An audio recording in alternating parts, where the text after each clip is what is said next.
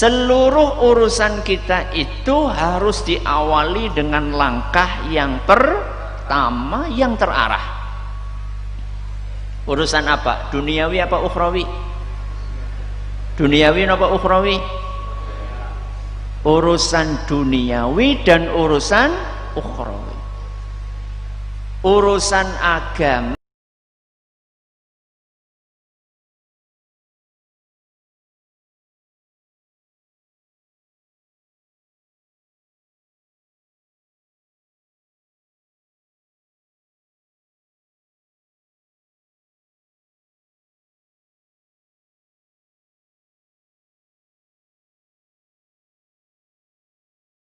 maupun urusan dunia. Seluruh urusan kehidupan kita, mau urusan akhirat, mau urusan dunia, mau urusan ibadah, mau urusan muamalah, semuanya ditentukan dengan langkah awal yang terarah. Kita akan bahas, kita akan bagi tema kita hari ini menjadi dua. Yang pertama adalah langkah awal urusan ukhrawi, yang kedua langkah awal urusan duniawi. Pundirin, ukhrawirin apa duniawirin? Duniawirin lah, ukhrawirin lah. Yang pertama adalah langkah awal urusan ukhrawi, yang kedua langkah awal urusan apa? Duniawi. Yang pertama, langkah awal urusan ukhrawi. Kalau kita ingin mendapatkan akhirat, kalau kita ingin beribadah, kita ingin beramal, maka langkah yang pertama yang harus dilakukan adalah belajar. Kenapa?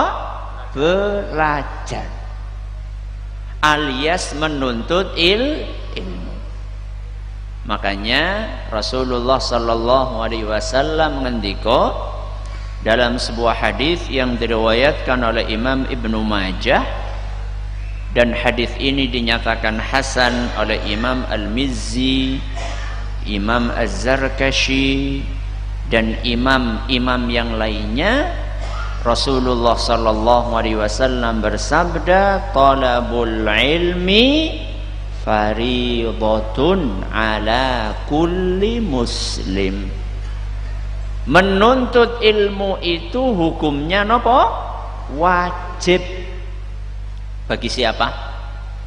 Bagi setiap orang Islam, laki-laki maupun perempuan, tua maupun muda, kaya maupun miskin, pejabat maupun rakyat.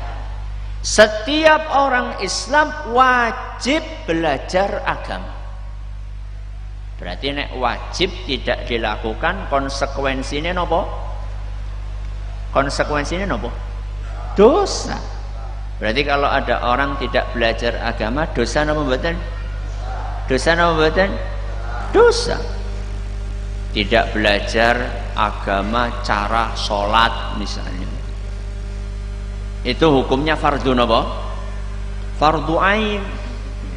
Tidak belajar ilmu tentang wudu misalnya, tidak belajar ilmu tentang puasa Ramadan misalnya, atau ilmu-ilmu lainnya yang hukumnya fardu ain, maka orang akan dianggap melakukan perbuatan dosa. Jadi ilmu itu adalah salah satu yang sangat dihargai oleh agama kita, sehingga di dalam Al-Quran saja kata ilmu itu terulang 750 kali. Berapa kali? 750 kali. Kata ilmu atau kata yang berakar dari al-ilmu, nanti bisa katanya bisa muncul al-alim, al-ulama, ya'lamun, ta'lamun. Ya. Pokoknya kata yang berakar dari al-ilmu ini terulang dalam Al-Quran berapa kali tadi? 750 kali. Padahal surat Al-Quran pinten? 114 surat. Antara pengulangan kata ilmu dengan jumlah suratnya Al-Quran banyak mana? Pengulangan kata ilmu.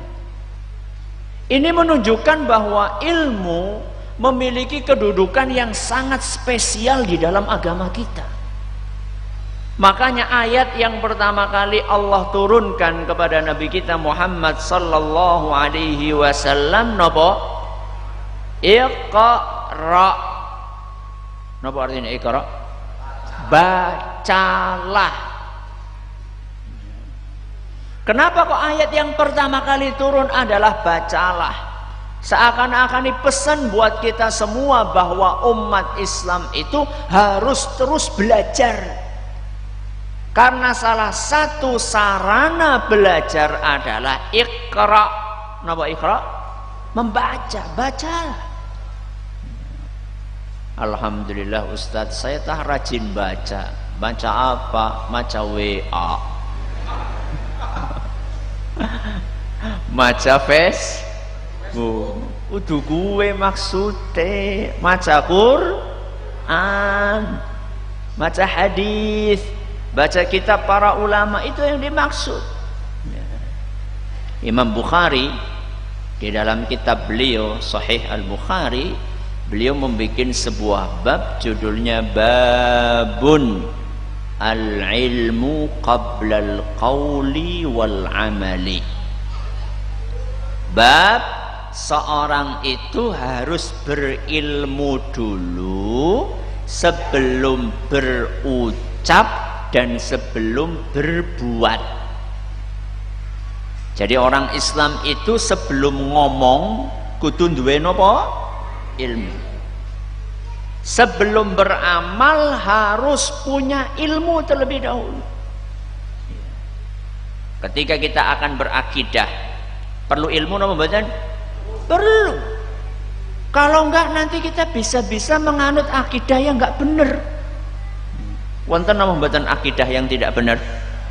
Kata akidah yang mengajarkan tidak percaya dengan adanya Tuhan. Niku keyakinan apa mboten? Keyakinan. Ateis, tidak percaya adanya Tuhan. Kalau kita tidak punya ilmu, bahaya, kita bisa terbawa ajaran yang seperti itu. Sebelum berakidah kita harus punya ilmu. Sebelum sholat kita juga harus punya nopo? Ilmu. Ilmu nopo? Ilmu cara sholat. Jangan sampai kita sholatnya sembarangan, sekarepe dhewe, nyong karepe kaya iki ora bisa. Ya. Nyong karepe sholatnya kayak gini, nggak bisa. Orang itu kalau mau sholat dia harus belajar caranya sholat bagaimana. Semua jamaah, ikhwan maupun akhwat harap maju lagi. Ini masih ada yang kosong. Ya, dirapatkan lagi. Monggo. Ibu-ibu juga sama. Iyo, yang belakang tuh masih banyak yang pada berdiri, kasihan. Monggo, silakan. Terus tambah anget. Tambah anget apa tambah sumuk? Rapopo, sedih lagi. Terus maju. Nah, kasihan yang di luar biar bisa masuk. Yang di atas masih aja yang kosong atau udah penuh? Oke, alhamdulillah.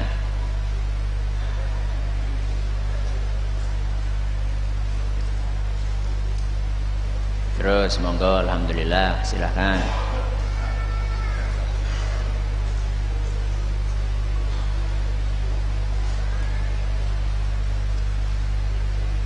Berarti sebelum sebelum berakidah harus napa? Berilmu dulu. Sebelum beribadah, apapun ibadahnya, sholat harus punya ilmunya dulu, ilmu cara takbiratul ihram.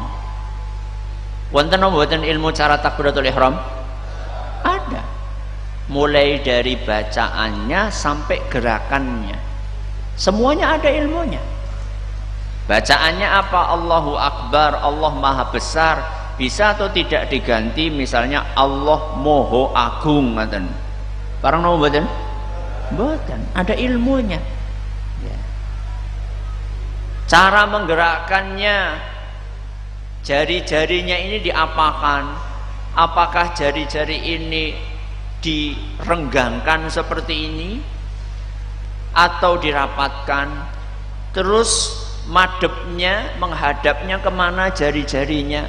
Apa menghadap ke depan atau menghadap kemana? Ke samping kanan dan kiri. Kemudian tingginya seberapa? Apa tingginya cukup segini saja, atau sepundak, atau setelinga, atau malah kayak kie? Ada ilmunya atau tidak? Ada. Ketika tangan itu kita letakkan di dada, langsung diletakkan apa diletakkan diputer-puter di situ? Itu ada ilmunya. Kemudian setelah diletakkan, yang ditaruh di atas itu kanannya atau kirinya? Terus cara meletakkannya di mana? Apa cukup kayak gitu? Apa kayak gini? Apa kayak gini? Ya. Kemudian diletakkannya di atas dada atau di atas pusar atau di bawah atau di samping. Ini semuanya ada ilmunya. Dari mana ilmunya? Dari apa yang dituliskan oleh para ulama kita ketika mereka menukil cara sholatnya Rasulullah Sallallahu Alaihi Wasallam. Akan beribadah harus berilmu, akan berzikir harus berilmu. Makanya dalam Al-Quran surat Muhammad, surat apa? Muhammad ayat 19. Surat apa? Muhammad ayat 19. Allah Subhanahu wa taala ngendika, fa'lam annahu la ilaha illallah wastaghfir lidzambika walil mu'minina wal mu'minat. Perhatikan baik-baik, Allah berfirman, fa'lam, punya ilmulah, berilmulah kalian, baru kemudian wastaghfir lidzambik, setelah itu beristighfarlah. Istighfar itu zikir napa mboten? Zikir. Sebelum kita berzikir kita harus berilmu dulu. Sebelum baca Al-Quran harus berilmu dulu. Kenapa Ustadz kalau tidak berilmu mbok keliru? Karena maca zikir malah jadinya macam mantra. Ya. Wes. Pengennya mau zikir malah baca mantra. Kenapa? Karena tidak berilmu. Maka ketika orang akan beribadah apapun harus berilmu. Mau baca Quran perlu napa mboten ilmune? Perlu. Ya. Karena di dalam huruf-huruf hijaiyah itu yang merupakan huruf-hurufnya Al-Quran atau huruf-huruf yang dipakai dalam Al-Quran, itu kan banyak huruf-huruf yang mirip-mirip. Ada sin, ada napa? Shin, ada sod, ada tha. Ya. Dalam bahasa Indonesia, ya S ya KPS mo. Ya. S ya kursi jitok. Di dalam bahasa Arab ada S berapa macam coba? S tipis, is, sin, S kandel, sha, shin, ya. S mandan ana sing sote, sot, ya. S ada T-nya sa, ya. Coba berapa macam itu? Itu baru S, ya. Belum H. Ya, ha itu ada ha, ada ha, ada apa? Kho. Ya. Dal, ada zal, ada dho, ada dhot. Semuanya awalnya kalau dalam bahasa Indonesia D, tapi bisa begitu banyak macam. Itu kalau misalnya kita nggak belajar sebelum baca Al-Quran, bahaya. Lah Ustaz, sing penting kan bisa baca Quran karo huruf Latin. Ora bisa. Kalau panjenengan nggak belajar huruf-huruf hijaiyah ini, mbok keliru maca Quran. Kan banyak orang ketone pas lagi maca Quran bareng-bareng kayak lancar banget. Komik jebule maca apa? Latine tok. Mungkin atau tidak keliru? Mungkin. Di dalam tulisan Latin alhamdu, ha ditulisnya kan apa? Ha. Macane kemudian jadi kok alhamdu. Masing paling medeni kok nek waladhdallin. Huruf dhad ditulisnya pripun? DL. Kok macane kemudian? Waladhdallin, kan bahaya. Mungkin atau tidak? Mungkin. Makanya harus belajar. Dalam beribadah itu kita harus belajar. Sebelum beribadah, langkah awalnya belajar. Supaya apa? Supaya nanti ibadahnya tidak ngasal. Orang yang beribadah tanpa belajar, nanti ibadahnya nopo? Ngasal. Ngasal niku artinya ngawur, sekarepe dewek, semau gue. Ya. Berarti harus belajar supaya ibadahnya tidak ngasal. Nah, ketika belajar pun juga belajarnya nggak boleh ngasal.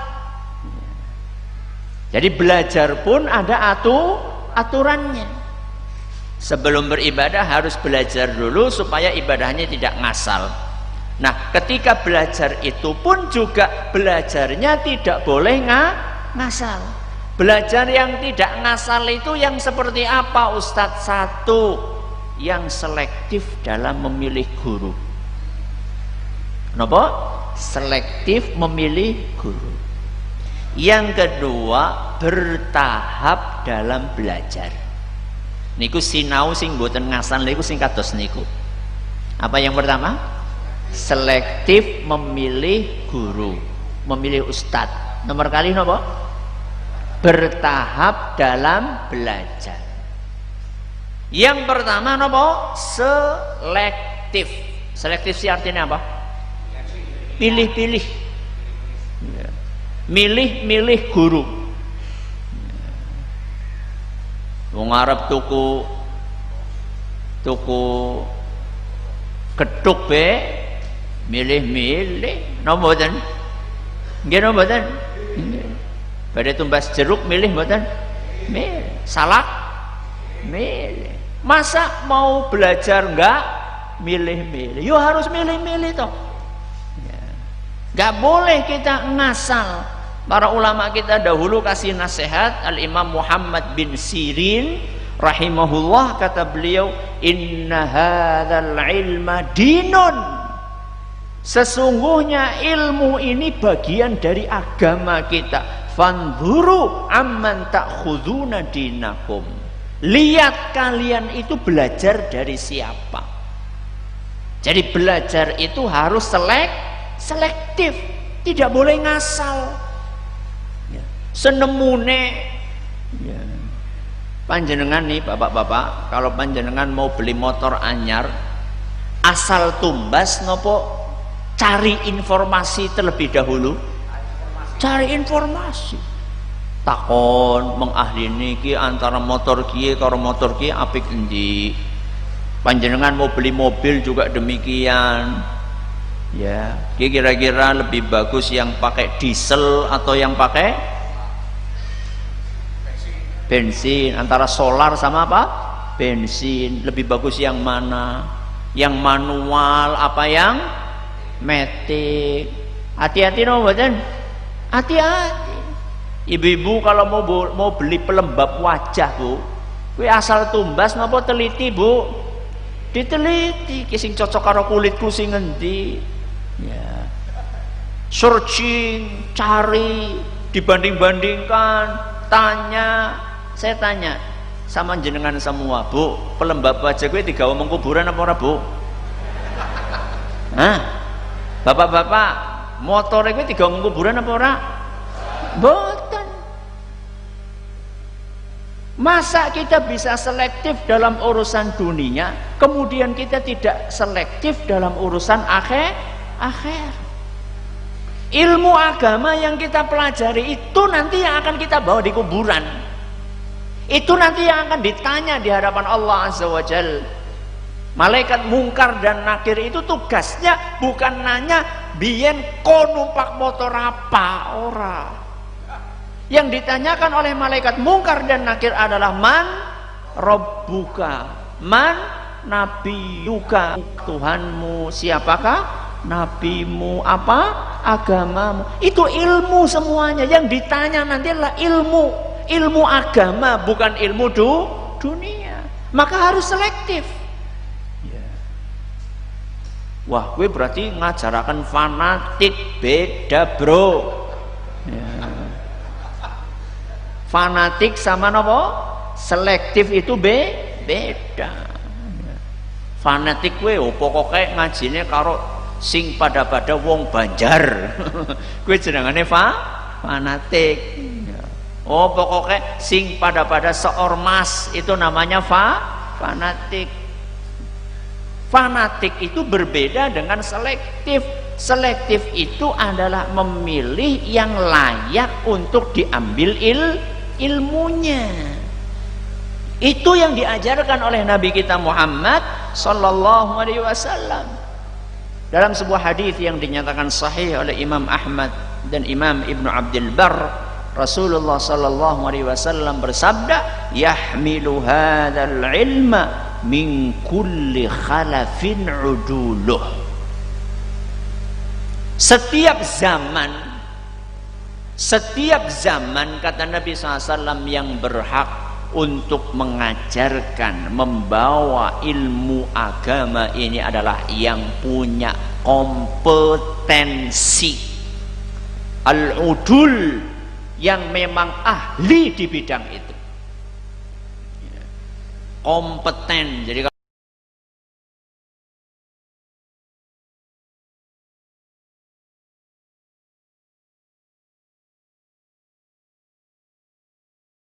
kalau kita mau ngelihat siapa yang layak untuk diambil ilmunya, dilihat kompeten atau tidak, mumpuni atau tidak. Mumpuni apa nek? Ya ilmune, ya akidah, ya ibadah, ya perilakune. Sekabeh.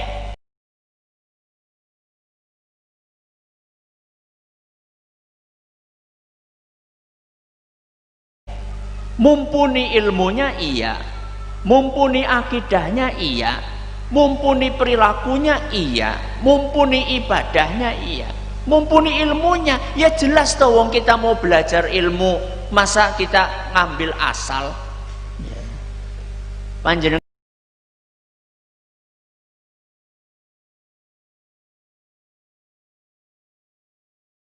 kalau misalnya pengen operasi jantung, naudzubillah min dzalik, jenengan akan datang ke dokter apa? Ahli jantung.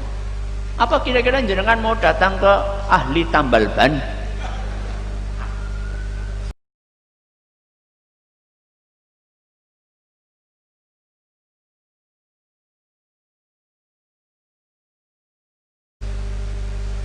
Walaupun temen-temen jenengan itu promosi sama jenengan, ki ahli banget loh, ahli tambal ban ki, wis master. Master apa?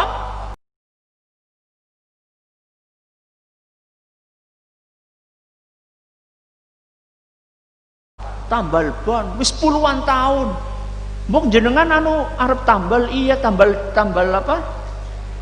jantung bocor, pada bocor.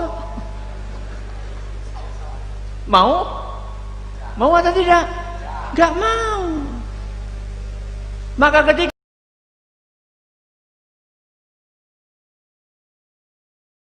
kita akan belajar, kita harus teliti, harus selektif.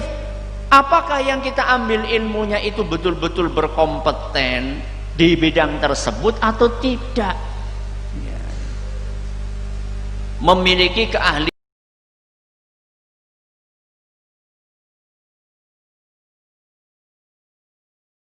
di bidang ilmunya, kemudian juga mumpuni akidahnya. Oh, ini penting sekali Bapak Ibu yang kami hormati. Akidah itu adalah sesuatu yang paling pokok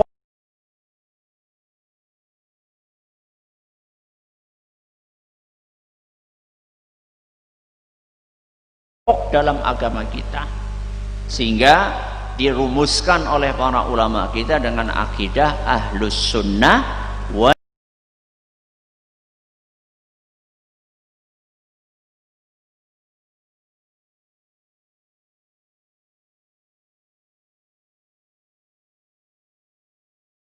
Jamaah. Akidah Ahlus Sunnah wal Jamaah itu bukan berdasarkan klaim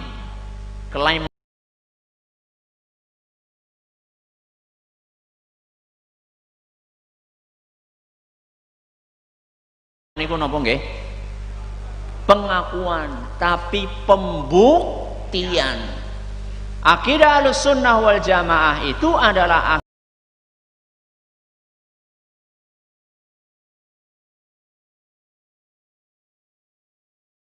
akidah yang diambil dari Al-Quran, diambil dari hadis Nabi Sallallahu Alaihi Wasallam dan ijma' para ulama.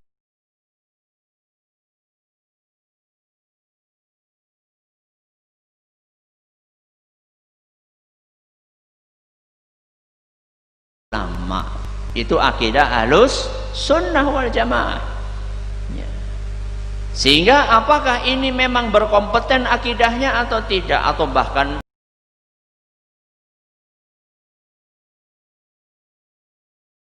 jangan-jangan menyimpang dari akidah Ahlus Sunnah. Kompeten ilmunya, kompeten akidahnya, kompeten ibadahnya, perilakunya bagaimana? Jarkoni apa?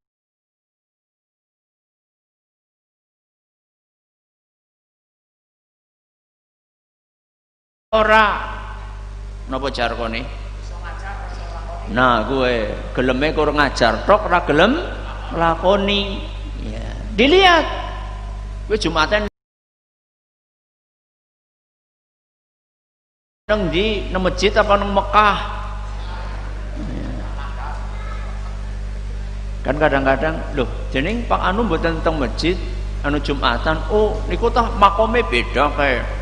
Kowe nek Jumatan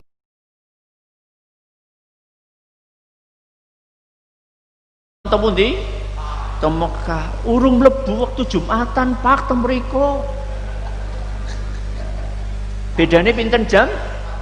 4 jam. Nang kana nembe salat apa? Nembe duha. Kok mau-maunya kita di nuwun sewu dibodohi dalam tanda kutip gitu. Jangan. Dilihat perilakunya, dilihat ibadahnya, cocok atau tidak dengan apa yang diajarkan. Ini yang pertama. Orang dianggap tidak ngasal dalam belajar itu kalau dia selektif. Napa? Selektif. Pilih-pilih. Pilih-pilih ini bukan karena fanatisme, tapi karena kehati-hatian. Siapa yang diambil? Orang yang punya kompetensi, mumpuni. Apanya yang mumpuni tadi? Ilmunya, akidahnya, perilakunya, dan ibadahnya. Dilihat ya, cocok atau tidak cocok, ngaji mboten nggih mboten. Ya. Yang kedua, yang namanya tidak ngasal dalam belajar itu maksudnya adalah belajarnya secara bertahap.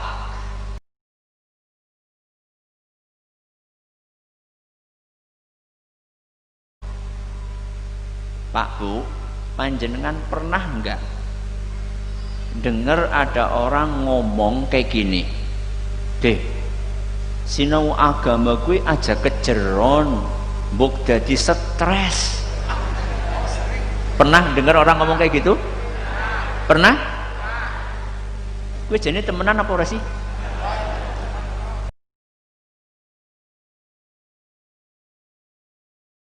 Temenan apa mboten? Anak gara-gara belajar agama stres mungkin? Mungkin apa mboten? Mungkin. Berarti mendingan rasa sinau agama kayak gue. Oh, gurunya sing ora beres. Ya udah sudah kita bahas guru tadi. Sekarang kita lagi bahas poin yang kedua, tahapan. Mungkin atau tidak orang belajar agama jadi stres? Tidak mungkin. Nek ana wong sing kayak gue kepriwe? Nah, gue berarti mungkin kalau caranya tidak benar. Ilmu agama itu luas atau sempit? Luas, sangat luas.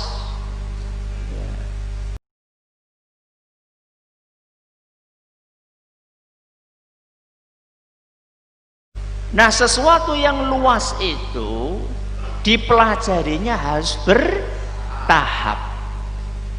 Saya kasih ilustrasi. Bayi, napa? Bayi. Begitu bayi itu lahir, butuh makan apa mboten? Butuh asupan untuk perkembangan dia. Yang namanya bayi itu lahir, apa asupannya? ASI. ASI. Setelah ASI biasanya pinten bulan nggih Bu nggih biasanya Bu? Berapa? 6 bulan. Ya, selama 6 bulan ASI murni. Setelah 6 bulan minum ASI murni, mulai dikenalkan dengan makanan lain. Napa Bu? Napa?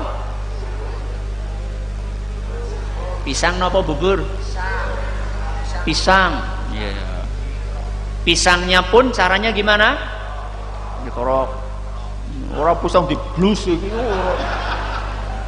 Selok. Dikerok, kemudian dia apa? Disuapkan. Oke. Setelah pisang terus mulai naik napa? Bubur. Setelah itu mulai nasi lemes. Terus begitu tahapannya. Konek wis kaya jenengan ya wis bisa rawon, wis bisa apa? Gulai, sate, tongseng. Ya, apa-apa melebu lah. Aspal yang melebu. Na'udzubillahimin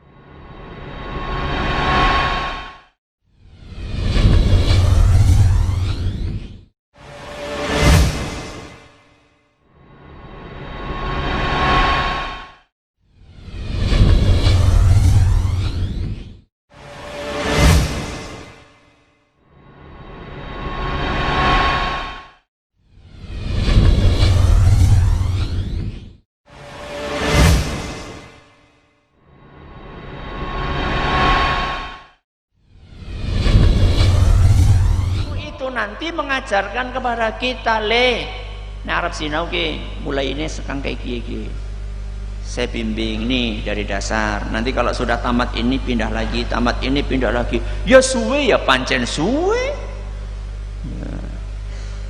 Belajar ilmu agama niku pinten tahun seumur hidup, betul. Nganti kapan?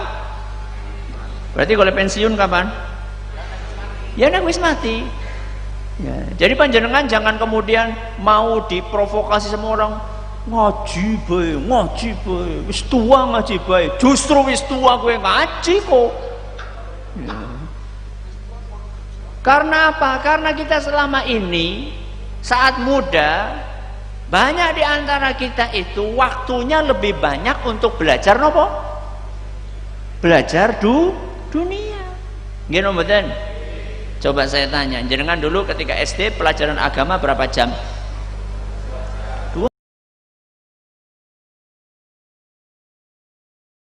2 jam. SMP 2 jam. SMA 2 jam. S1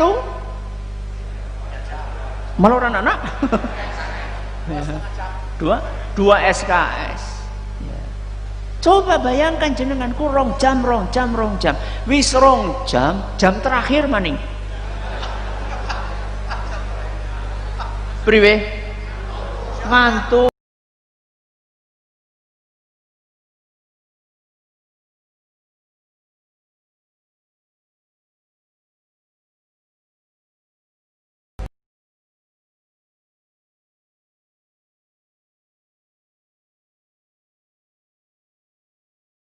Ya beboi ya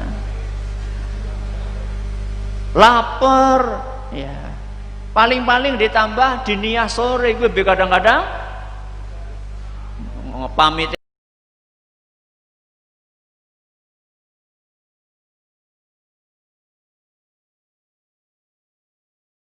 mangkat ngaji malah dolanan darah ya.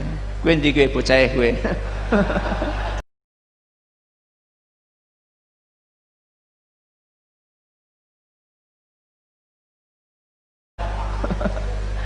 ya malah ke warnet ya malah bal-balan kita ini.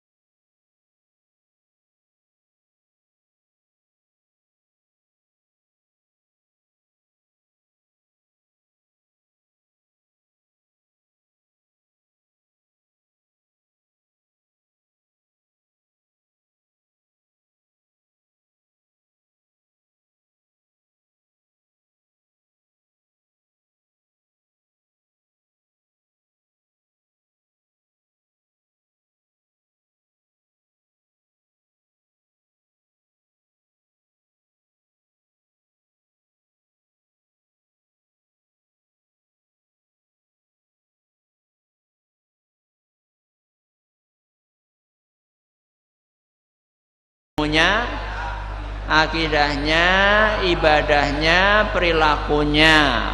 Kemudian tidak ngasal dalam belajar. Yang kedua adalah harus bertahap. Mulai dari nopo?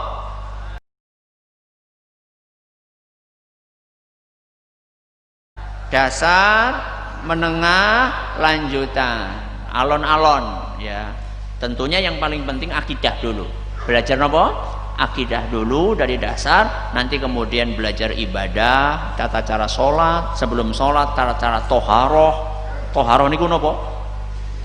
Bersuci, ya wudu, ya nopo malih?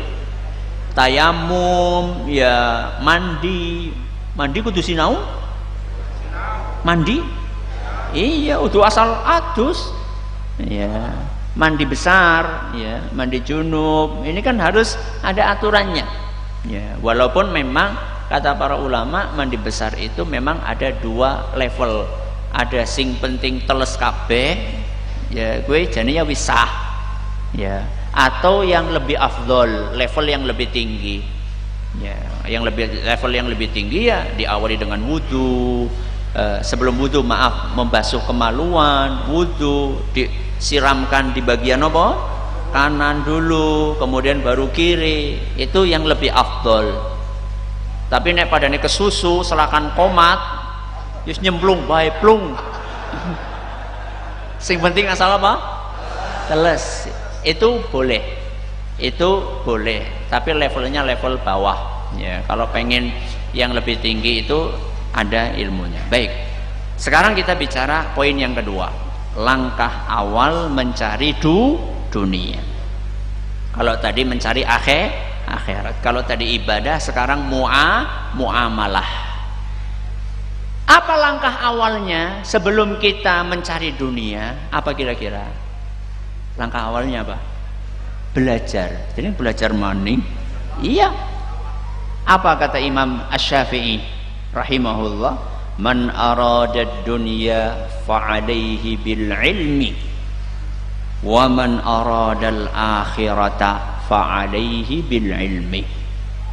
Barang siapa pengen dapat dunia harus punya modal ilmu. Barang siapa pengen dapat akhirat harus punya modal ilmu. Berarti kuncinya pada nopo? Ilmu.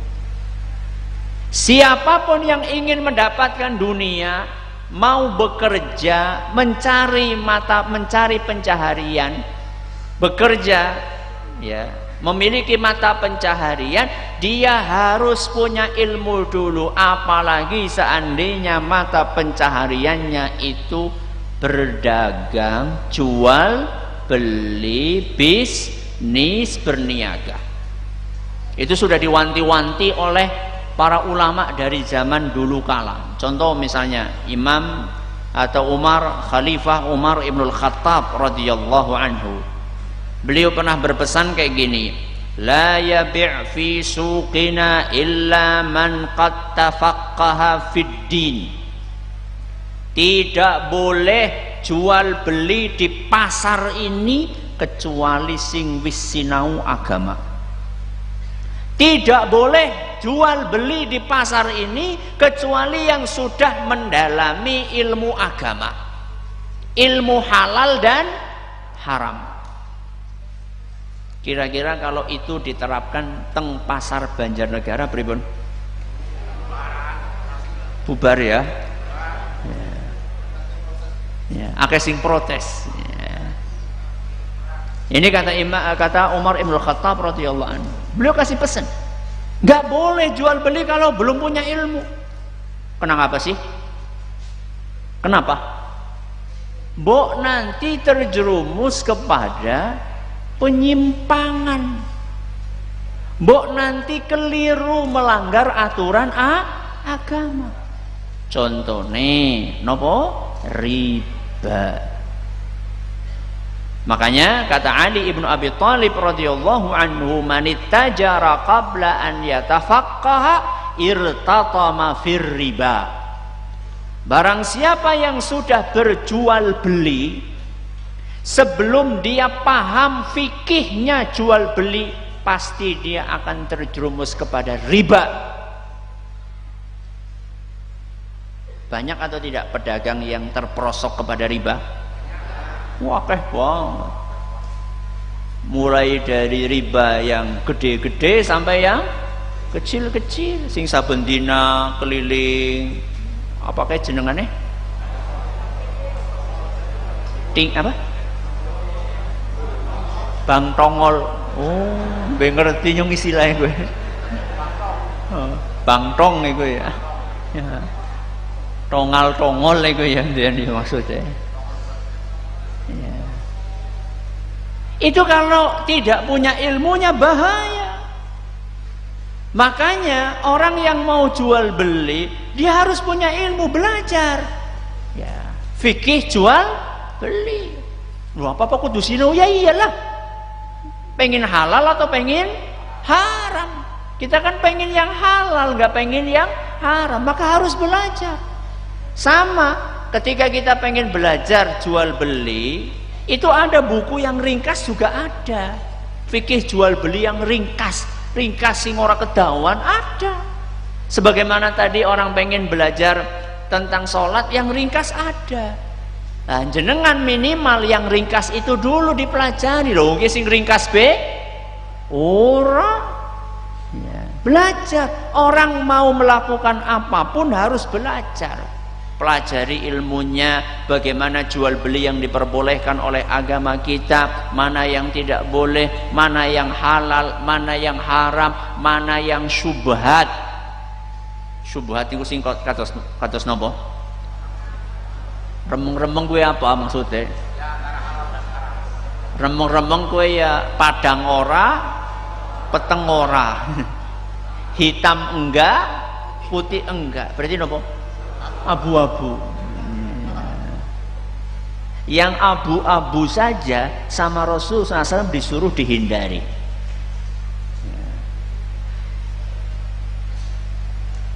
Wa bainahuma umurun mushtabihat.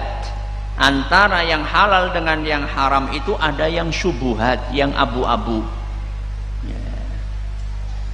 Itu pun disuruh oleh Nabi ditinggalkan. Apa maning sing wis genah-genah ireng ya. Apalagi yang sudah jelas-jelas hitam alias haram, yang abu-abu saja disuruh ditinggalkan sama Nabi SAW dalam rangka untuk kehati-hatian, apalagi yang jelas-jelas hitam. Oke, berarti langkah awalnya adalah belajar. Setelah punya ilmu apa? Setelah punya ilmu apa? Action, melangkah. Jadi aja kakek teori sinau teori ki kapan harus mulai ya, mulai ya. Jadi setelah kita punya ilmu amalkan. Tapi biasanya ketika orang akan melangkah berbisnis, selalu yang dijadikan sebagai sesuatu yang dianggap perintangan apa? Modalnya sekarang ngendi? Sudah ngerancang ke, ayo kita bikin bisnis ini. Arab apa? Hidroponik. Kok apa? Pertanian apa namanya itu? Organik. Kamu mau apa? Mau ini. Wis ge, setuju. Modalnya ndi? Lah gue sing ngrungokna, terus kepriwe? Ya wis bubar ora sidangane. Setelah orang punya ilmu harus action, melangkah. Tapi ketika akan melangkah selalu berbenturan dengan sesuatu yang namanya modal.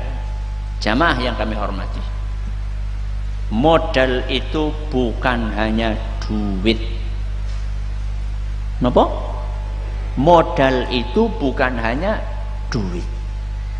Dan duit itu tempatnya bukan hanya di bank. Napa? Duit itu tempatnya bukan hanya di bank, baik bank besar maupun bank apa mau? Tongol ya. Ini harus kita perbaiki dulu pola pikir kita. Saya ulangi, modal itu bukan cuma duit. Modal itu bukan cuma duit. Duit itu bukan cuma ada di bank. Ustadz, kalau kayak gitu modalnya apa? Sebelum kita bicara modal, nanti saya ajarkan modal selain duit. Yang namanya langkah awal, di langkah awal orang nana. Yang namanya langkah awal itu kan menentukan, nggih. Menentukan apa? Menentukan. Saya tanya sama jenengan itu bisnis pengennya dapat untung yang barokai napa mboten? Pengen napa mboten? Sing kathah untungnya napa sing berkah?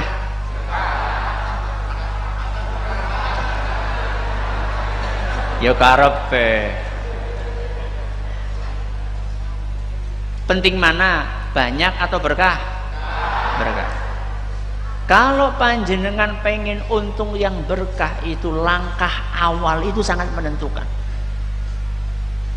Kalau langkah awalnya sudah salah, jenengan begitu usaha langsung pakai pinjaman yang berbunga alias riba, itu berarti jenengan mengawali bisnis jenengan dengan dosa.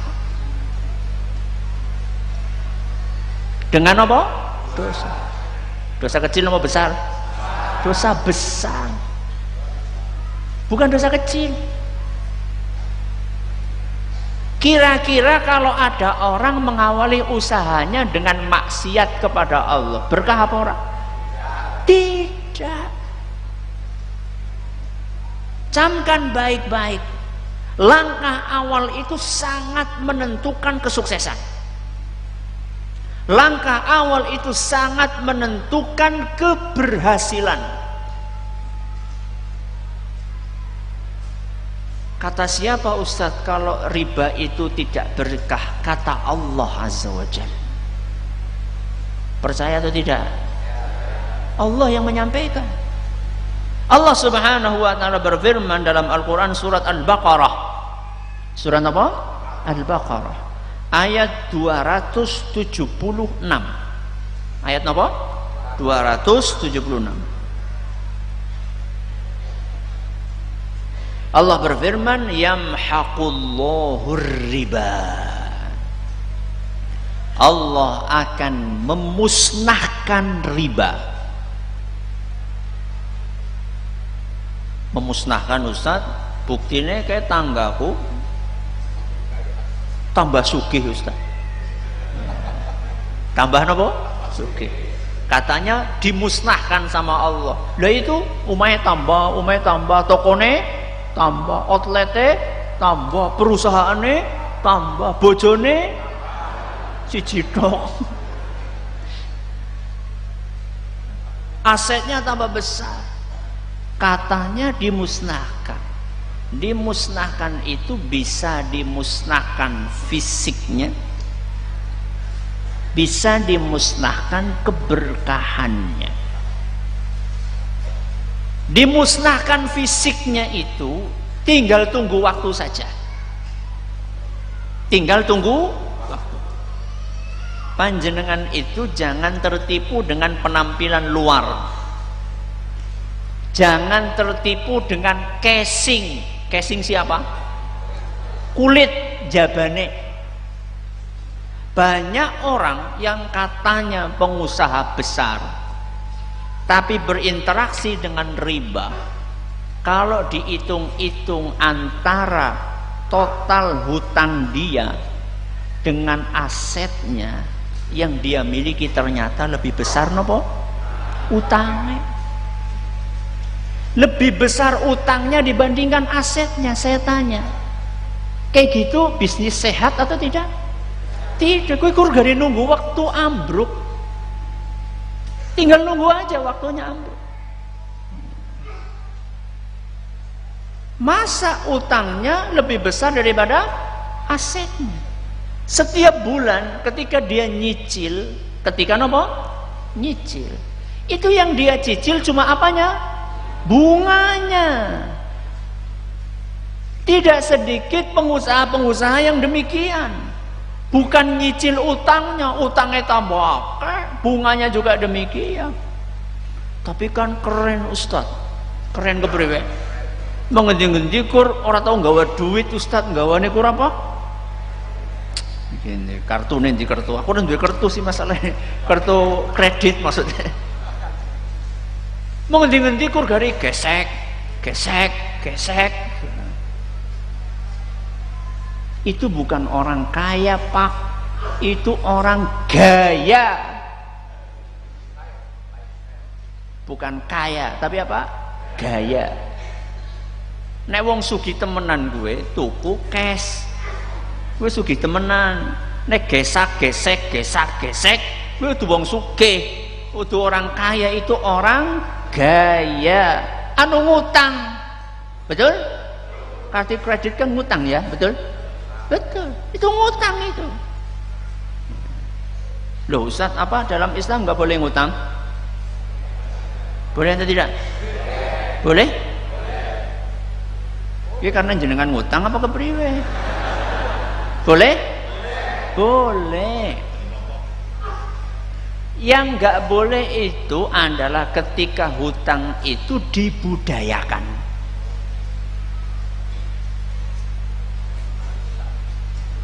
Budaya ngutang.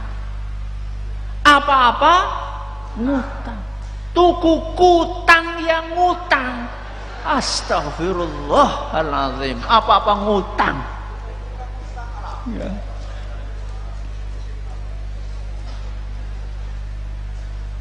Islam itu nggak pernah mengajarkan budaya ngutang. Utang dibikin sistemik. Itu nggak ada dalam ajaran Islam. Utang itu adalah sesekali dalam kondisi nopo kepepet. Saya tanya sama jenengan, tuku kutang itu kepepet apa ora? Ya, ya kepriwe maning? Ya nek orang nanam maning lho, mung isi akeh nang omah dadakan ki sing model terbaru saja.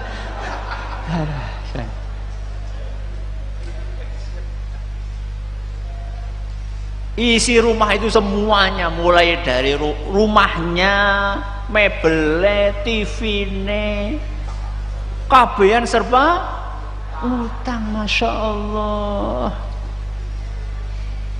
Ya Allah, kira-kira kalau Rasulullah SAW hidup di zaman kita nih, seandainya nih Rasulullah SAW hidup di zaman kita, kemudian kita ini meninggal dunia, kira-kira disolati nggak sama Rasul SAW? Hah? Enggak. Rasulullah Sallallahu Alaihi Wasallam itu nggak mau nyolati orang yang meninggal dunia masih punya utang, nggak mau Rasul. Pernah suatu saat Rasulullah Sallallahu Alaihi Wasallam ada sahabatnya meninggal, kemudian Rasulullah SAW tanya, ini punya utang nggak? Punya wahai Rasul. Apa kata Nabi SAW? Sallu ala sahibikum. Kalian aja yang nyolati, aku enggak mau Rasulullah nyolati orang yang punya utang. Kemudian ada salah seorang sahabat yang mengatakan, saya yang akan bayari Rasul, saya yang akan bayari.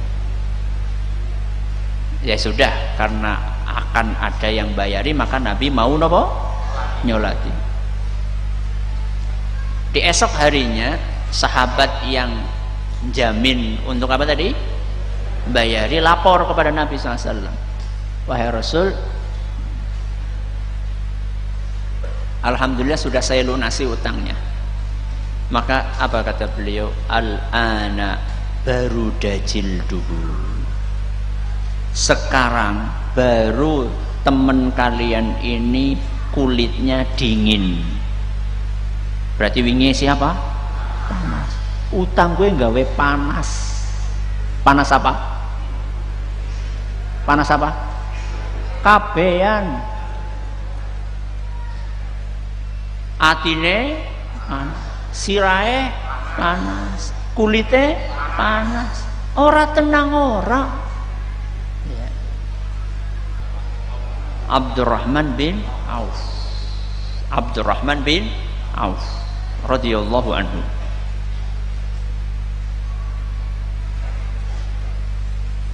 Beliau hijrah dari mana?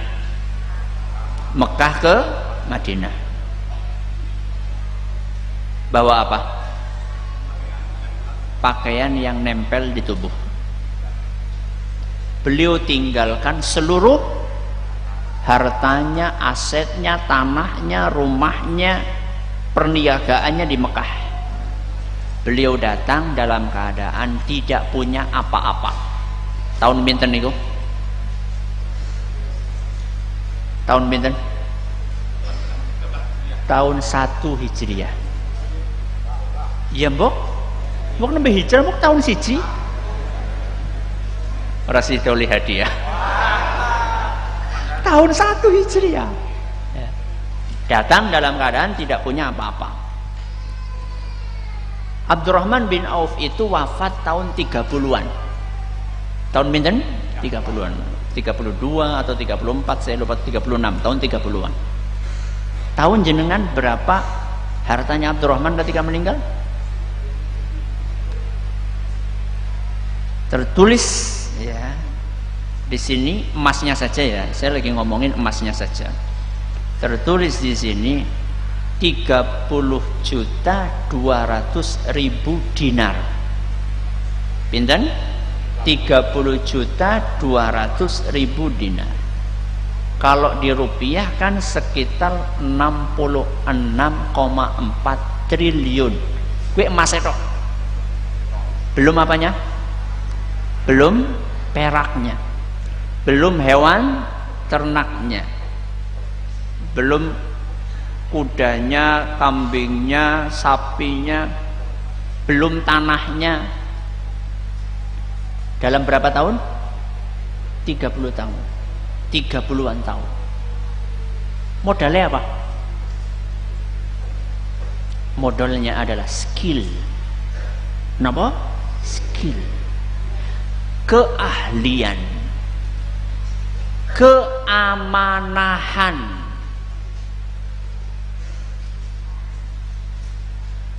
Ketika Abdurrahman bin Auf ditawari modal sama siapa? Siapa yang tahu? Dapat hadiah? Masya Allah. Silakan ambil. Wah, kandel banget ya bukunya. Masya Allah. Nabi SAW mempersaudarakan. Mempersaudarakan itu artinya apa? Memilih sahabat muhajirin, satu sahabat ansor dipersaudarakan. Apa artinya? Didadekaken sedulur. Abdurrahman bin Auf dipilihkan sama Nabi seorang sahabat dari golongan ansor namanya Sa'ad bin Rabi'. Sa'ad bin Rabi'. Wahai Abdurrahman, saudaramu Sa'ad bin Rabi'. Sa'ad bin Rabi' adalah seorang saudagar. Maka beliau pun berkata kepada Abdurrahman bin Auf, "Wahai Abdurrahman, saya punya harta banyak, saya punya tanah banyak, saya punya istri 2. Ya, saya siap untuk membagi harta saya menjadi 2. Ini ada 2 kebun, ya. Mana yang paling subur ambil buat modal kamu. Ini saya punya istri 2 nih. Kamu lihat mana yang lebih cantik. Saya akan ceraikan. Setelah selesai iddahnya kamu nikahi." Jenengan ditawari kayak gue keberwe. Alhamdulillah. Tapi Abdurrahman bin Auf adalah entrepreneur sejati yang tidak selalu mengandalkan belas kasihan orang lain. Apa kata beliau? Barakallahu laka fi malika wa ahlik. Wahai saudaraku Sa'ad, mudah-mudahan Allah memberkahi keluargamu, Allah memberkahi hartamu. Abdurrahman menolak dengan halus tawaran tersebut. Bayangkan, dikasih modal enggak mau. Terus gimana kamu? Walakin dullani ila suq.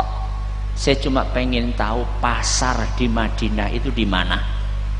Karena beliau bukan asli Madinah. Beliau kan dari mana? Mekah. Beliau nggak tahu pasar. Kasih tahu aku pasar di mana. Oh, lewat sana. Abdurrahman berangkat ke pasar dengan tangan kosong. Tangan kosong. Terus apa yang dilakukan?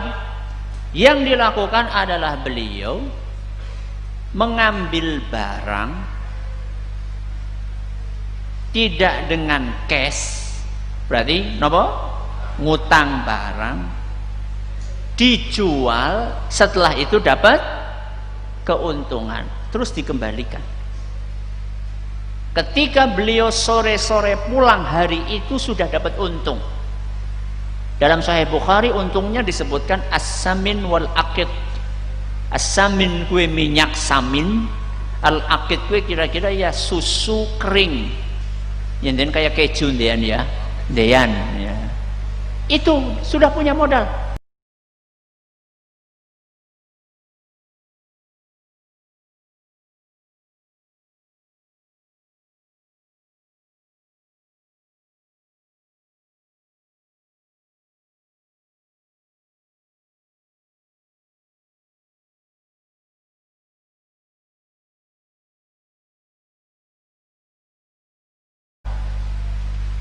Setelah itu setiap hari dikembangkan, sudah punya modal, dikembangkan. Beberapa hari kemudian Abdurrahman sudah bisa beli emas kecil, gak terlalu besar. Menikah. Abdurrahman nikah. Gue entrepreneur sejati. Ya, wis duwe usaha, wis lulus sekolah, orang nikah-nikah, arep ngapa? Ya. Kalau kita buka buku-buku fikih, buku-buku apa? Fikih. Itu ketika masuk dalam kitabul muamalat. Ya, dalam masalah muamalat itu nanti susunannya yang pertama adalah al-buyu', kemudian setelah itu adalah an-nikah.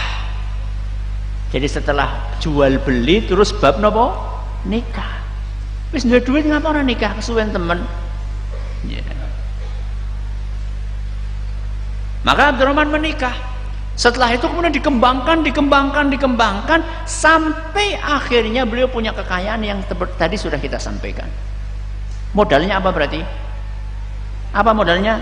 Skill, keahlian, amanah, kepercayaan. Kira-kira kalau jenengan tidak bisa dipercaya, punya track record sing senenge ngutang ora gelem bayar, kira-kira ada nggak yang mau ngutangin jenengan? Nggak ada. Modal itu tidak selalu duit. Modal, salah satu modal yang terpenting adalah skill, keahlian, keimanan, keterampilan, keamanahan. Dan Abdurrahman bin Auf itu tidak pengen langsung gede. Orang sekarang kan karepe langsung apa? Gede. Ya ben untungnya langsung akeh, iya. Nek ora untung akeh ya rugi akeh. Ya. Abdurrahman bin Auf sedikit, akan tetapi continue terus kayak gitu, dipertahankan. Setelah dapat untung, kemudian sebagian dimakan, sebagian digunakan untuk modal lagi, kayak gitu terus. Akhirnya berkembang. Dan jangan lupa Abdurrahman bin Auf itu bukan cuma mengembangkan bisnisnya, akan tetapi juga beliau rajin bersedekah. Sekali sedekah Abdurrahman bin Auf itu bisa ratusan miliar. Kulo kalian jenengan pinten? Alah anu duit kur 10.000 masa nggo sedekah. Lah kuwe mulane ora tambah-tambah. Ada dalam Sahih Bukhari ceritanya seorang dari Bani Israel. Seorang dari Bani Israel. Dia ini punya sawah, punya ladang, punya sawah, punya kebun. Aneh, yang namanya hujan lewat itu turunnya cuma di ladang dia saja. Jadi udannya kurang konotok. Kanan, kiri, depan, belakang nggak kehujanan. Jadi udannya kurang konotok. Itu kan aneh kan. Maka ada orang penasaran, kamu kok bisa ya demikian ya? Hujan kok cuma ada di daerah di sawahmu saja, kanan kirimu nggak kehujanan, kenapa? Maka beliau bercerita, setiap aku panen, maka aku akan bagi hasil panenku menjadi 3 bagian, sepertiga, sepertiga, sepertiga. Berarti kalau 90 kintal berarti 30 kintal, 30 kintal, 30 kintal. Buat apa? Yang sepertiga pertama buat keperluan pribadi, makan, kalau sekarang untuk bayar listrik, bayar PDAM, nggak tuku pulsa, ya, nggak sanggup bocah, beri nafkah istri, itu seberapa? Sepertiga. Sepertiga yang kedua saya jadikan modal lagi untuk nanam. Jadi orang tong, ada sebagian orang kan nembe untuk titik langsung yo traktir meng restoran, urung apa-apa wis gaya, nembe untung titik ganti HP. Wah, ini bukan model-model entrepreneur iki. Sepertiga dipakai untuk apa? Modal lagi. Sepertiga lagi saya sedekahkan. Napa? Disedekahkan. Berarti nek 90 kintal sedekahnya pinten?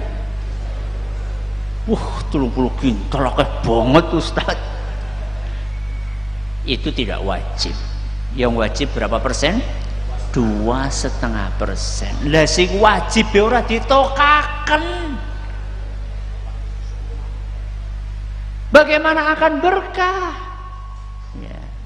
Kalau pertanian yang wajib kalau enggak 5%, 10%, tergantung pengairannya. Sudah, ini modal berupa skill. Yang kedua, modal harta tapi bukan dari pinjaman.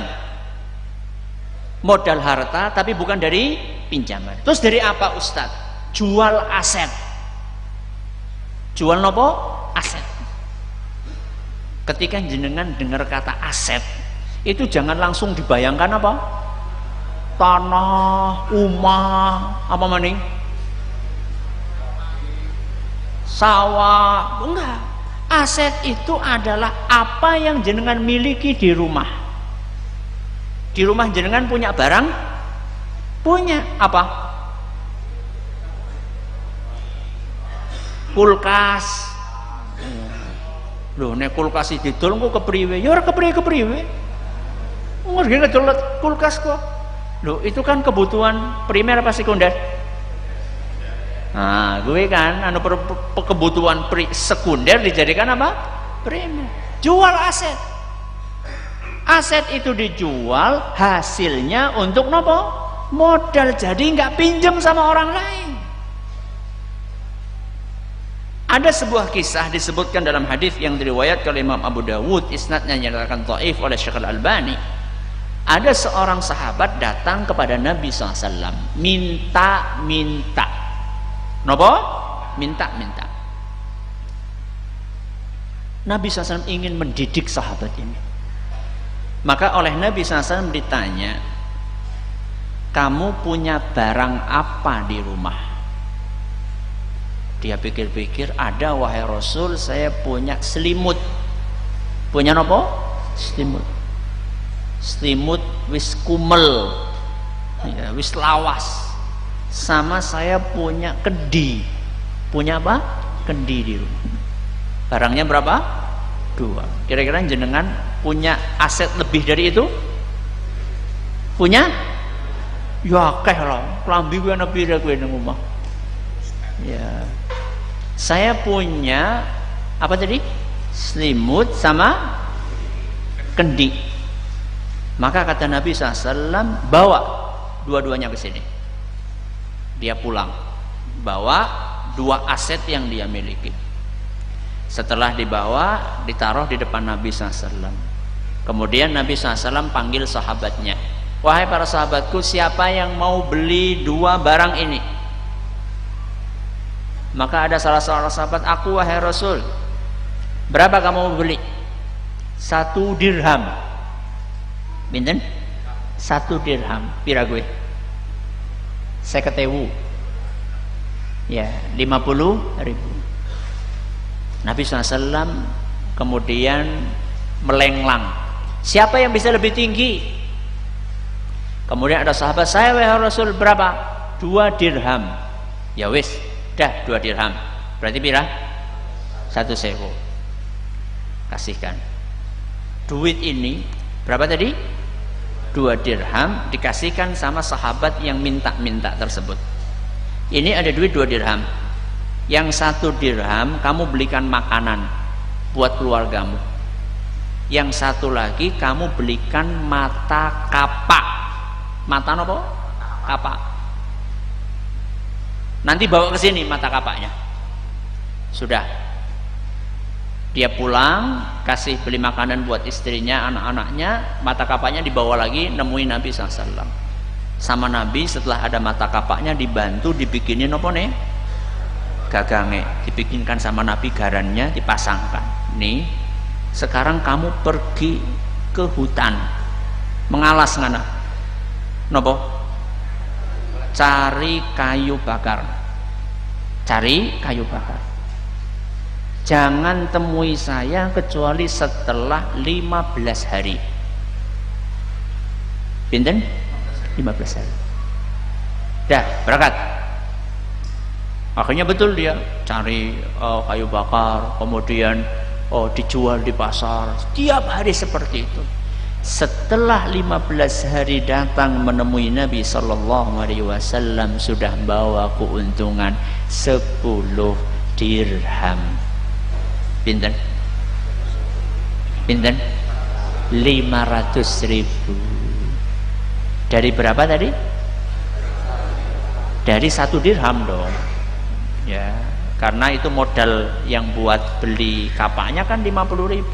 Setelah 10 hari bisa jadi 10 dirham 500.000.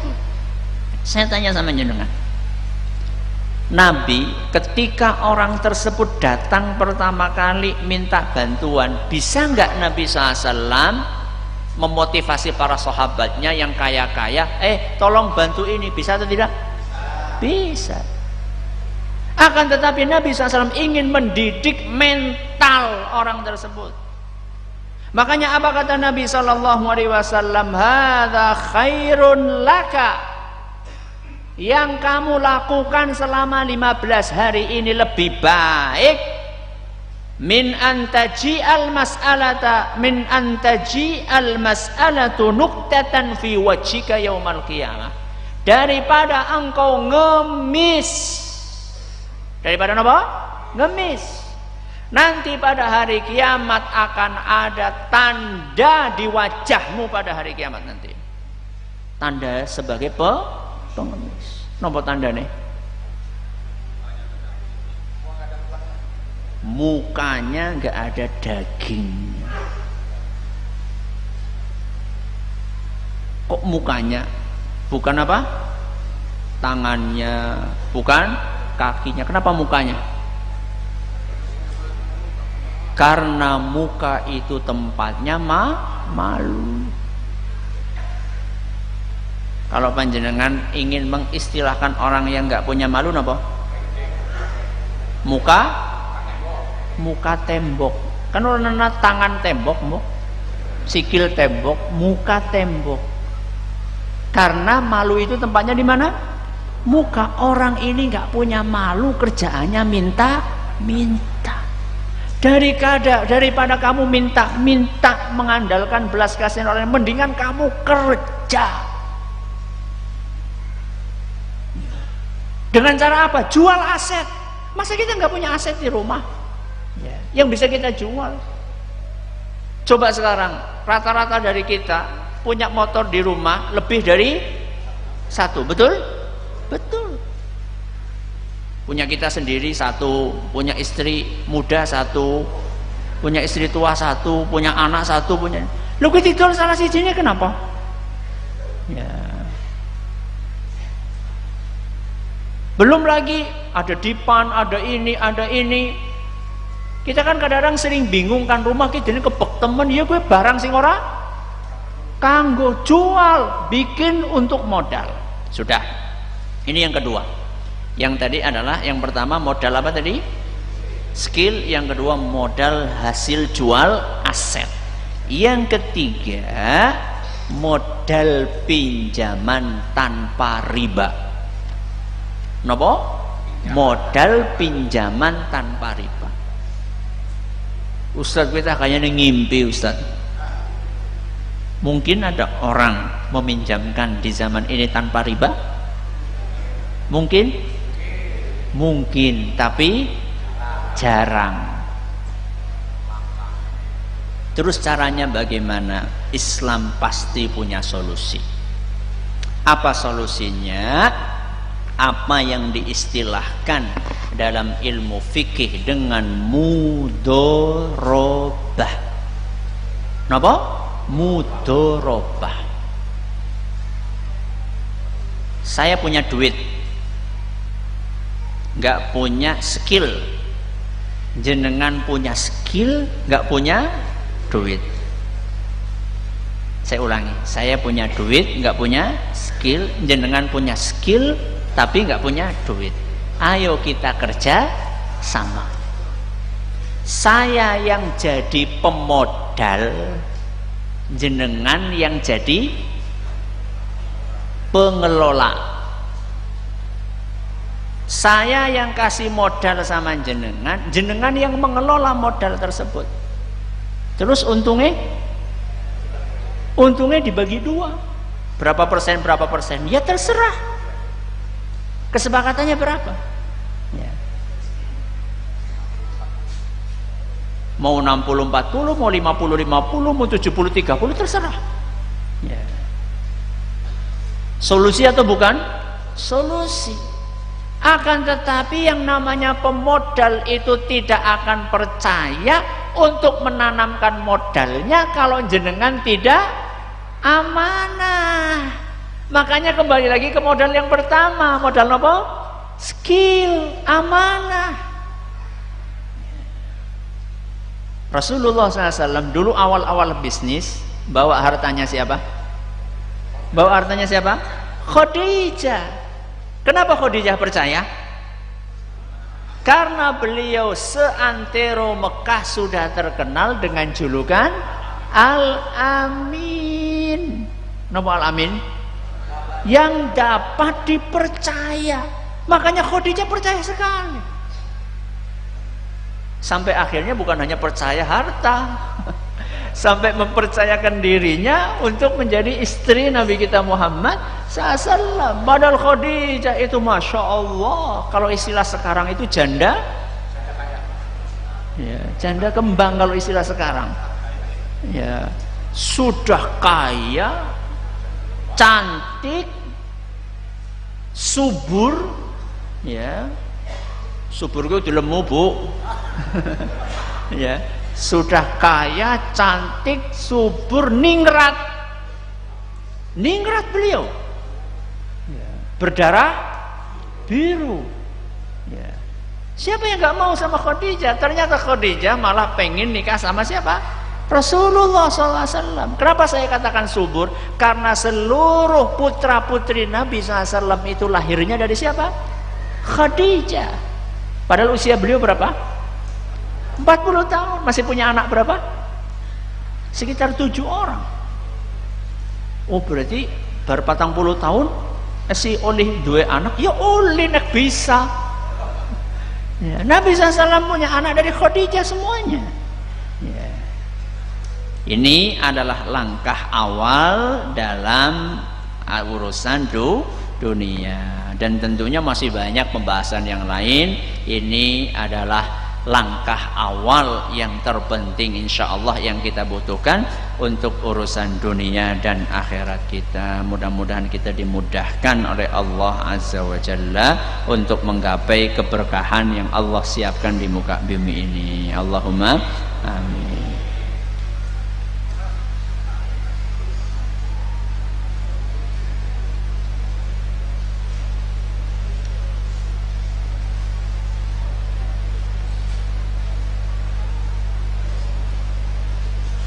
Ustadz, apa konsekuensinya bagi orang yang sudah tahu sholat 5 waktu berjamaah di masjid itu wajib bagi kaum pria, tapi laki-laki itu sering sengaja sholat di rumah karena kecapean habis kerja di ladang, padahal masjidnya dekat. Kalau panjenengan meyakini sholat 5 waktu bagi kaum pria wajib dilakukan di masjid, kalau jenengan meyakini itu berarti konsekuensinya dosa. Konsekuensinya apa? Dosa. Terus bagaimana? Ya nanti akan ditimbang oleh Allah Azza wa Jalla, antara amal soleh jenengan dengan dosanya jenengan lebih berat yang mana? Ya, akan ditimbang oleh Allah Subhanahu wa ta'ala. Ustaz, kalau orang tua meninggal kan sudah ada doanya. Bagaimana kalau anak yang meninggal duluan, doanya bagaimana? Ada sebagian ulama memberikan doa khusus untuk anak. Akan tetapi setahu kami hadisnya tidak terlalu kuat, sehingga bisa dikembalikan ke doa yang kita ketahui semua, Allahumma ighfir lahu warhamhu wa'afihi wa'fu anhu. Ustaz, apa hukumnya berdoa sesudah melaksanakan sholat? Bagaimana hukumnya berdoa sesudah sholat? Boleh. Siapa bilang nggak boleh? Rasulullah SAW bukankah berdoa setelah sholat? Apa doa yang dibaca sama Nabi SAW setelah sholat? Allahumma a'inni ala dzikrika wa syukrika wa husni ibadatik. Itu doa habis sholat. Ya. Ada khilaf di antara para ulama apakah di sebelum salam atau setelah salam, tapi pendapat yang mengatakan sudah salam juga kuat. Ada doa di pagi hari habis subuh. Nabi SAW mengajarkan Allahumma inni as'aluka ilman nafi'an wa rizqan thayyiban wa amalan mutaqabbalan. Itu kan doa. Begitu salam assalamualaikum, assalamualaikum, baca apa? Astaghfirullah. Doa atau bukan? Doa. Doa minta ampun. Boleh. Tapi yang mungkin jenengan tanyakan itu maksudnya adalah doa yang dipimpin mungkin. Ya, kalau doa dipimpin setahu kami tidak diajarkan oleh Nabi kita Muhammad sallallahu alaihi wasallam.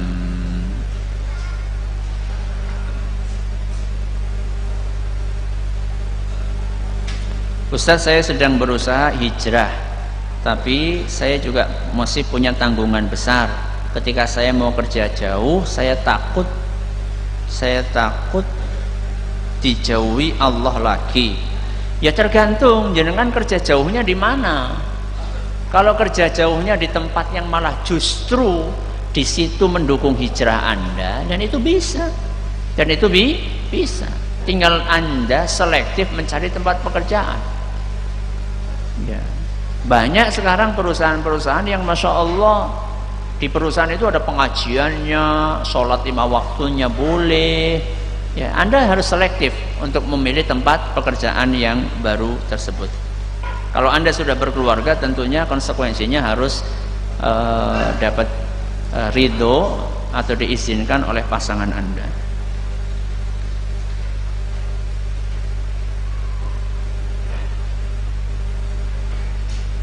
Bolehkah kas masjid dibelikan snack pengajian atau untuk nyarter mobil ke pengajian? Sementara ada pengajar anak-anak yang aktif di masjid nggak pernah dipikirkan. Bagaimana yang hanya untuk memperindah fisik masjid, tidak dipakai untuk sarana prasarana kegiatan. Segala kegiatan yang mendukung, segala pengeluaran yang mendukung masjid secara fisik maupun non fisik, tidak apa-apa digunakan pakai duit kas masjid. Ya, fisik maupun non fisik. Tapi memang kadang-kadang sebagian takmir itu hanya memikirkan apa? Fisik. Non fisiknya malah kurang diperhatikan. Padahal masjid itu akan mengalirkan pahala manakala masjid itu digunakan. Digunakan untuk apa? Digunakan untuk beramal, ngaji, sholat. Maka kegiatan-kegiatan yang sifatnya non fisik, pengajian, kemudian juga sholat 5 waktu, itu harus diperhatikan betul. Termasuk yang diperhatikan adalah imamnya, muadzinnya, guru TPQ-nya, itu harus diperhatikan. Maka harus seimbang antara apa? Antara pengeluaran untuk kegiatan yang sifatnya fisik maupun non fisik. Bagaimana akibat orang yang sudah diingatkan untuk meninggalkan riba tapi malah orangnya nggak ada usaha untuk melepaskan dari riba, misalnya jual aset untuk bayar dengan niat bertaubat? Ya doakan saja, mudah-mudahan dia mau tergerak hatinya untuk memperbaiki diri. Kewajiban kita itu hanya menyampaikan. Yang membuka hati, memberikan hidayah itu siapa? Allah subhanahu wa ta'ala. Ustadz, bagaimana caranya kita mencari jodoh atau calon istri yang baik tanpa harus pacaran? Oh iya, betul, itu nggak perlu pacaran ya. Anda pikir kalau pacaran itu akan menemukan jodoh yang baik? Tidak. Justru itu langkah awal yang keliru. Langkah awal yang keliru ya. Kenapa demikian? Orang pacaran itu biasanya itu dia akan menyembunyikan karakter aslinya. Yang namanya orang pacaran itu akan menyembunyikan karakter aslinya. Kekurangannya itu akan dia sembunyikan. Yang dia tampakkan adalah apa? Kelebihannya. Sehingga kalau ketemu halus banget ngomongnya, janjinya mulu. Nanti begitu nikah, wah nembe gue. Pernah ada seorang ustadz cerita, laki-laki perempuan pacaran berapa belas tahun, mungkin mulai dari SD nih ya, apa mulai dari PAUD nih ya. Setelah nikah, berapa umur pernikahannya? 5 hari cerai. Pacaran 15 tahun, nikah umur 5 hari cerai. Siapa bilang pacaran itu akan membuat keluarga menjadi harmonis? Langkah awalnya sudah salah. Terus bagaimana caranya, Ustadz? Caranya adalah di dalam agama kita ada yang namanya nazar. Napa? Nazar. Nazar itu melihat calon yang akan dinikahi. Melihat apanya? Ya semuanya, ya fisiknya. Melihat semuanya kudu kon wuda-wudu. Melihat fisiknya, maksudnya kira-kira ayu apa ora, ya. Kemudian anggota tubuhnya lengkap atau tidak, dirijine 5 apa pira, gitu kan perlu ketahuan. Ya. Kemudian juga dilihat perilakunya, fisiknya, akhlaknya. Oh, berarti harus 24 jam. Ya tidak harus jenengan bisa ngirim orang yang jenengan percaya untuk melakukan investigasi. Ya. Tanya sama teman-temannya, tanya sama orang-orang dekatnya, ya. Itu caranya.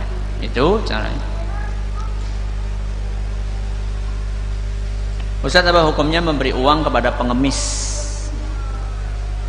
Ada aturan boleh atau tidak? Kalau ada aturan boleh, tidak apa-apa.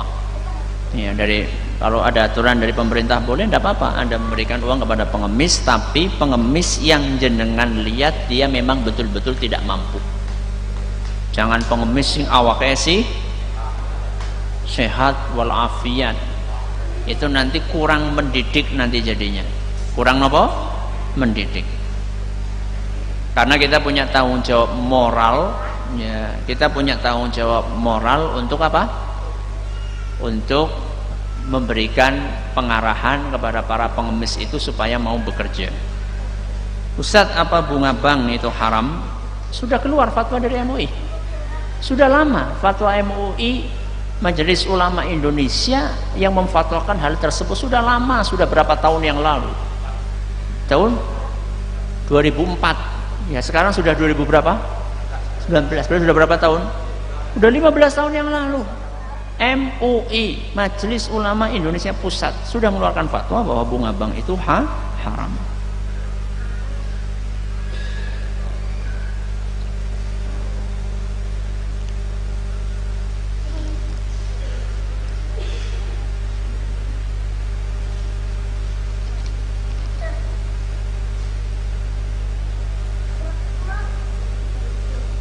Ustaz, apakah berzikir setelah sholat fardu cukup dengan membaca astagfirullah, subhanallah, alhamdulillah, Allahu akbar, kemudian baca ayat kursi, harus dibaca semua seperti yang ditulis dalam buku-buku doa yang sahih atau tidak? Tidak harus, itu sunnah. Kalau dibaca pahalanya lebih banyak, kalau nggak dibaca ya jenengan tidak dapat pahala. Ya, itu hukumnya sunnah. Sudah? Masih ada waktu? Apa sudah? Sudah ya. Ya, mungkin buat buat persiapan untuk zuhuran ya. Saya kira cukup sampai di sini. Mudah-mudahan yang sedikit ini bermanfaat buat kita semuanya. Terima kasih atas perhatiannya. Menurut segala kurangannya kita tutup dengan membaca subhanakallahumma wa bihamdika asyhadu an la ilaha illa anta astaghfiruka wa atubu ilaik. Assalamualaikum warahmatullahi wabarakatuh.